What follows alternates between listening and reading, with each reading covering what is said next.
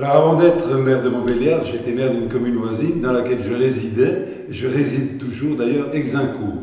Et en 1980, alors que j'avais... 1989, pardonnez-moi, alors que j'avais pensé donner tout ce que je pouvais donner, j'avais décidé de me retirer. Et c'est alors que des amis sont venus me chercher pour que je me présente à Montbéliard. J'étais à l'époque, depuis 1980, sénateur du Doubs. Donc 1980, sénateur du Doubs, 1989, on vient me chercher, je me présente un peu en dilettante, je ne pensais pas que je réussirais compte tenu de ce que je connaissais de la ville de Montbéliard. Et à ma surprise et à la surprise de beaucoup, j'ai été élu conseiller municipal, j'ai été élu maire de Montbéliard en 1989. Et j'ai eu une vie évidemment très active qui a fait que j'ai pris ma retraite en 2008. Je n'ai pas été réélu à la ville de Montbéliard. Et je suis devenu retraité en 2008.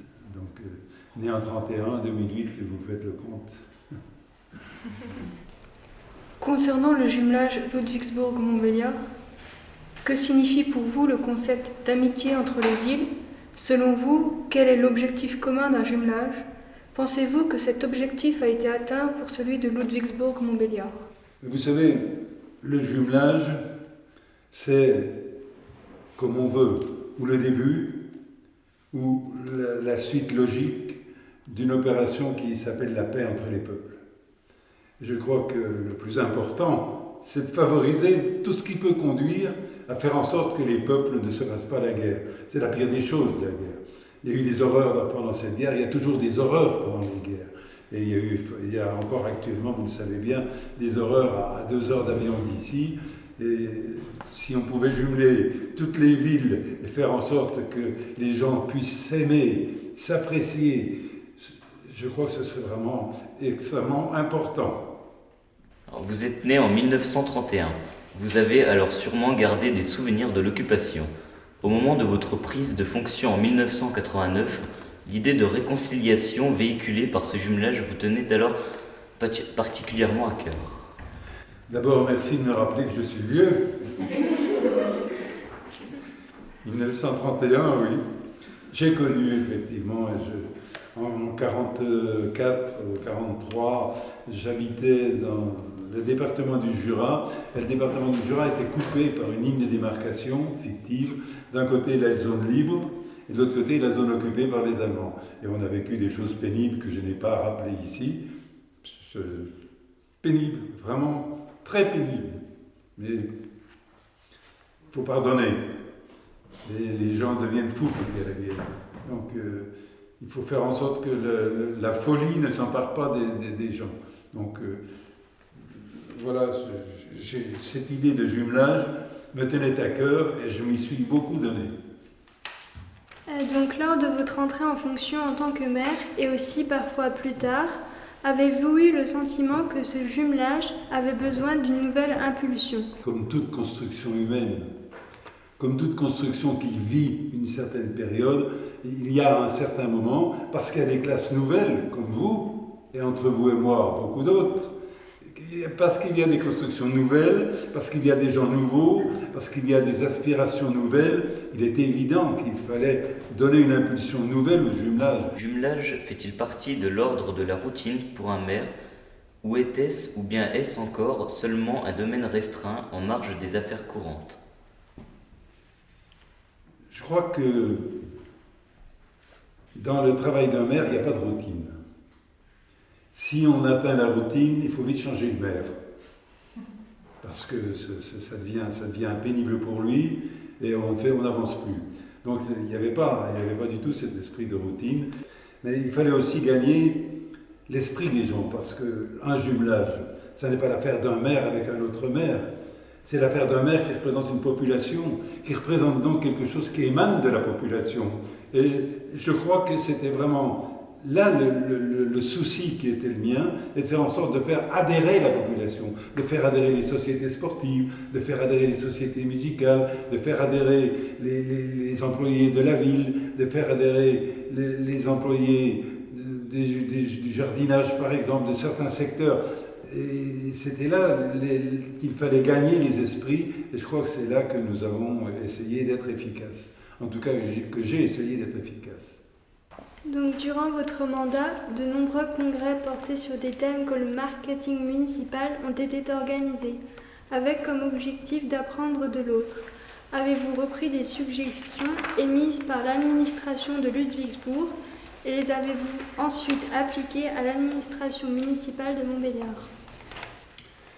Dans une ville comme la ville de Montbéliard, qui compte quand même un certain nombre d'employés, autour de 600, ce serait bien prétentieux de dire que c'est le maire qui a impulsé des changements.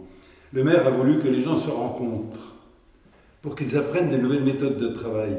Mais forcément, c'était différent, puisque l'organisation même, l'organisation administrative de l'Allemagne et de la France, de vos Länder et de nos départements et de nos régions sont différents. Donc à partir de ce moment-là, bien évidemment, on a pris contact avec des moyens nouveaux de travailler, des moyens différents de travailler.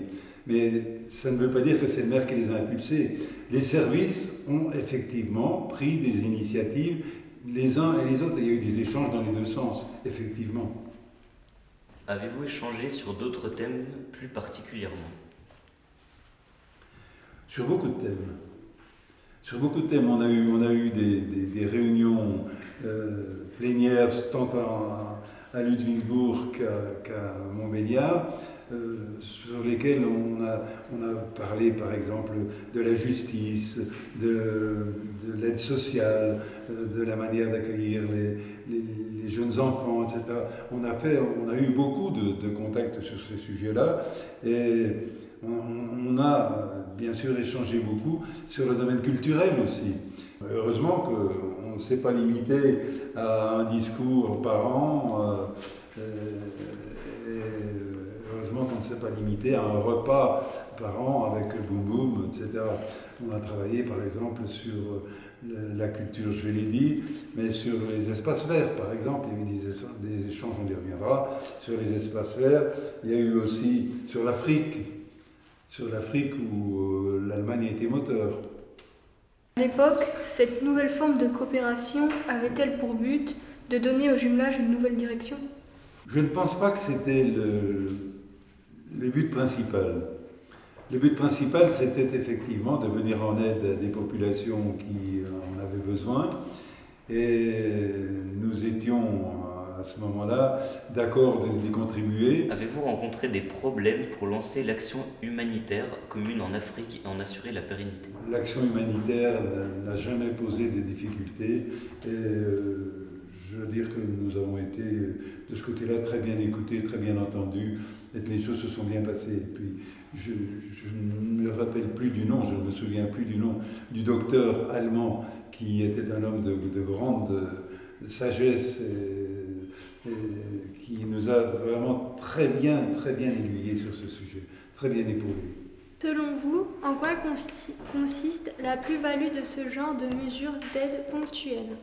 Je crois que quand on dit que c'est un symbole fort humanitaire, il me semble qu'il n'y a pas besoin d'autres explications. Le symbole fort de l'humanité, de l'entraide entre les peuples, réside dans le fait de vouloir jumeler des communes, réside aussi au fait de venir en aide à des pays qui en ont besoin. Et c'est de notoriété publique que ces pays en ont besoin. Y a-t-il eu des choses dont vous vous réjouissez tout particulièrement quand vous allez à Ludwigsburg? Mais la première, c'est que j'ai été nommé citoyen, désigné, élu, je ne sais pas, citoyen d'honneur de la ville de Ludwigsburg, et c'est pour moi une très grande fierté. C'est surtout ça. J'ai d'ailleurs dans mon bureau, que j'ai conservé, alors, les Allemands ne font pas les choses à moitié, nous en France on remet une petite médaille comme ça, là j'ai une médaille qui est plus grosse qu'un camembert, avec un diplôme, donc c'est vraiment quelque chose d'imposant, et que je montre de temps en temps. Et grâce aux rencontres que vous avez faites au cours de ce partenariat, gardez-vous une image de l'Allemagne différente de celle qu'on le véhicule dans les médias et clichés habituels à vos compatriotes?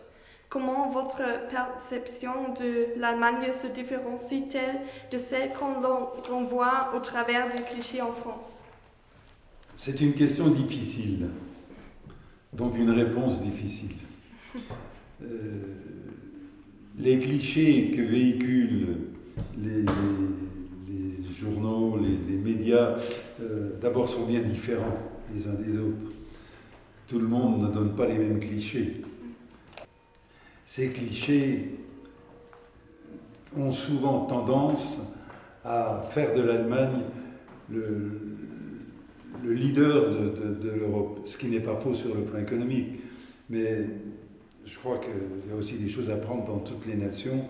Et je n'ai pas, moi, l'impression, en tout cas, que je pourrais renvoyer des clichés différents. Je peux démentir certaines choses qui sont affirmées par les journaux français, parce que certains sont tendancieux, parce que certains rapports sont tendancieux, mais pas vraiment pour troubler l'image qu'on a de l'Allemagne qui est devenue un pays ami.